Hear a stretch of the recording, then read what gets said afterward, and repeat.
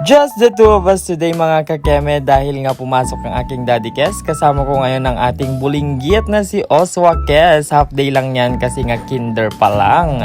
At dahil lunch na, magluluto nga tayo ng ating all-time favorite which is the ginisang sardinas. Ayan nga ang mga gagamitin natin. May vetchi, may jam este yung ginamit nating mantika kanina. Use oil para naman tipid.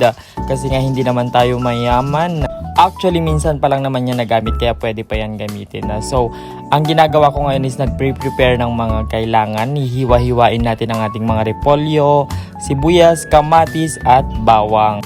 At pagkatapos nga nating mai-prepare lahat ng ating mga kailangang ingredients, ay sisimulan na rin natin ang ating pagluluto which is ang paggigisa. Isindi natin ating gas stove at ilagay natin ang ating pan. Painitin lang natin yan at ilagay natin ang ating use oil.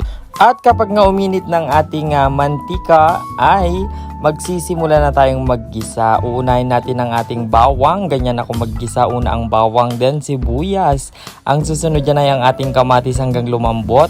At ang ating sardinas. Timplahan na rin po natin yan at lagyan po natin ng konting tubig para naman may sabaw siya. At finally ang ating repolyo hanggang lumambot. That's all for today mga kakeme!